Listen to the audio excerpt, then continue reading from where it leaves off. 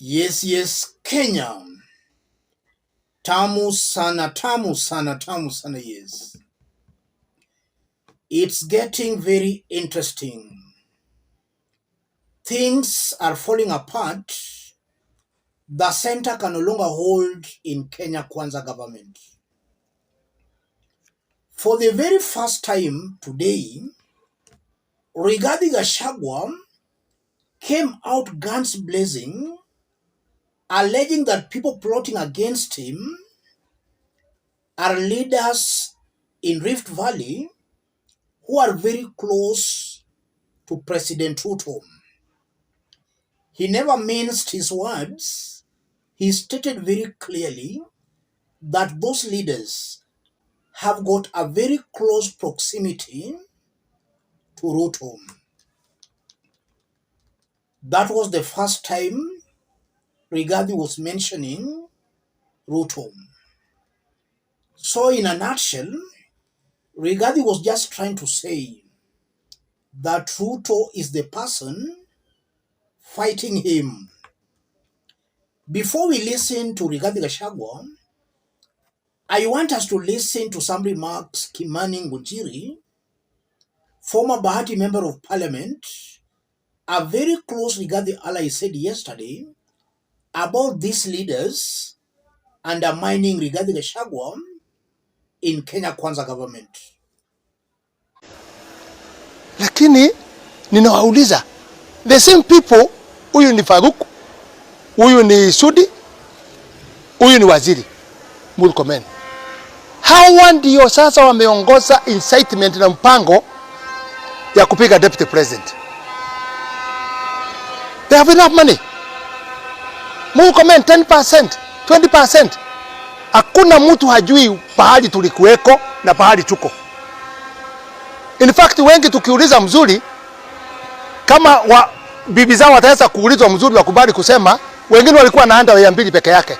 Ukioga unakausha hiyo, unaweka hiyo nyingine. Today tunaonesha Mungu tumbo. Using the same money kupiga watu. Hiyo group ukienda Eldoret ni problem. Wanakosi with waheshimiwa wale wengine. Ukienda Nandi is the same people. Ukienda Kericho the same. Ukienda Bomet is the same people creating problem. Ukienda Narok is the same people. Just because of small money. Let me tell you, fighting the deputy president is fighting the president. Kwa sababu they are one at the same time. So when you are fighting the deputy president, ni president munapiga. Na mimi nawauliza, ni aibu ya aina gani? Tulipiga serikali ambayo ilikuweko mbaya sana. Na Faruk Kibet, Oscar Sudi, Kipchumba Murkomen. Can those leaders work or undermine Rigathi Gachagua without Ruto's blessings? The answer is a very big no. If you see Faruk Kibet, Oscar Sudi, Kipchumba Murkomen undermining Rigathi Gachagua, Ruto's deputy, they are doing that with the full blessings of Ruto. So Ruto is the person fighting Rigathi Gachagua. Ruto landed from the United States of America today. We saw Kithure Kindiki, the professor, Aden Duale Kimani Ichung'wah, welcoming him at the JKIA. Rigathi Gachagua was missing in action. And that also speaks volumes. Rigathi being William Ruto's deputy, it was expected naturally that he was to welcome William Ruto after a 4-day trip out of the country. But Rigathi was missing in action. And just as I did explain in our earlier analysis, that is a confirmation that the relationship between Ruto and Rigathi is even deteriorating further.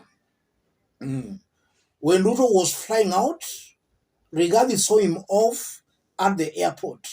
But when Ruto is now coming back, Rigathi is nowhere to be seen. Now listen to these remarks he made today in Uasin Gishu. So the problem, Senator Mandago, is a few leaders from this region who have proximity to the president ndio wanakoroga siasa huko kwetu, kudanganya watu waanze kupanga mambo ya 2032. That is the problem there. Let us leaders here a few, and there are few people who have proximity to the president, wamefura, wamekuwa na kiburi mingi, wanafikiria ati sasa wamefika, wanaweza kuja mlima ati wapange viongozi ya mlima. Sisi hatuwezi panga viongozi ya bonde la ufa, lazima tuheshimu nyinyi. Msijaribu kutupangia siasa ya mlima Kenya na kutupangia uongozi wa mlima Kenya. Nyinyi mupange siasa yenu na uongozi wenu. Siku Rais William Ruto atastaafu after 10 years, sisi hatutaingilia vile mnataka kupanga, nyinyi mtapanga wenyewe. Siasa huko kwetu wa mwezani nayo ni ngumu sana. Huko ya mlima ni ngumu sana. Wanakati wanakuja pale wanashida wakiita huku, acha tukutembeze ati sisi tutakutafutia kula ya college. Kwani hii kula ya college niko kwa soko? Let us be careful. Hii serikali tulipata na shida na majonzi na tabu. If nothing else, for the support we gave President William Ruto, mtupatie heshima kidogo. Hiyo tu. That's all we asking. The gloves are officially off. For those who have been keenly following me here, I've always maintained that initially the war was being fought behind the scenes. But as time goes by, the war is now coming out in the open. And if you look at Ruto and Rigathi Gachagua is the person now taking this war to the open. Ruto and his team are still fighting the war behind the scenes. What that actually means, Rigathi is trying to get sympathy from the public. And if he can do that repeatedly, if he can move around the country, and more so in Kenya Kwanza strongholds, with that kind of a narrative, then he can easily get sympathy from the ground.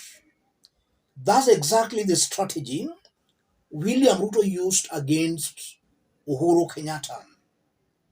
He was going around the country trying to paint an image of a person who was under siege from Uhuru Kenyatta's close allies. I think that's the same script Rigathi Gachagua is reading from.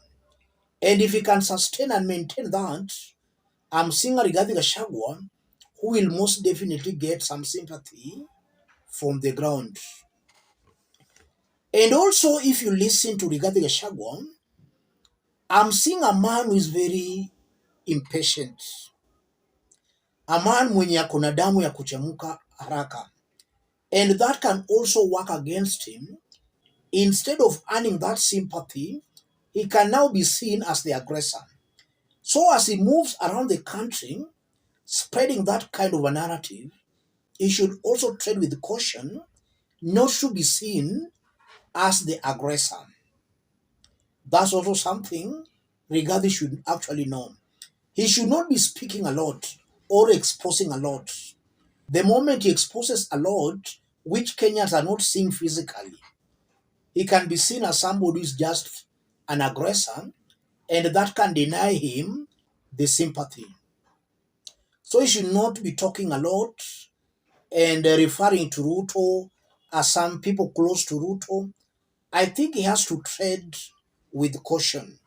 But one thing for sure, if William Ruto and his team continues persecuting Rigathi Gachagua, and Rigathi goes to the people, then he'll get that sympathy vote.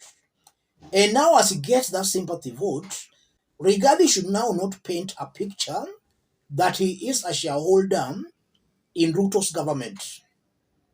If he paints that picture, then he's also going to be seen as part of the Kenya Kwanza government oppressing Kenyans.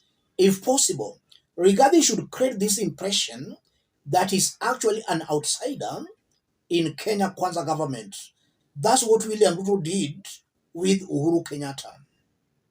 We all knew Ruto was the deputy president, but he created an impression that he had been kicked out of the government. So the failures of the Jubilee government were not being attributed to him much by some of his supporters because they saw him as somebody who had no power in the Jubilee government.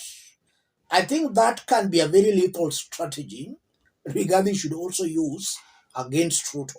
Let him convince his supporters that he's not part of the oppressive Kenya Kwanza government. In fact, if he does that, then William Ruto will have just been served from the same dish he served Uhuru Kenyatta. What goes around comes around. And from the look of things, the situation is only but getting worse and worse. Let me stop it there. If you are watching us but you have not yet subscribed, subscribe, give the video a like. Those watching us outside Kenya, drop a comment, let us know from which part of the globe you are watching us from. If possible, subscribe, give the video a like. The relationship will be too bad for them to work together. Let's meet in our next analysis. Thank you.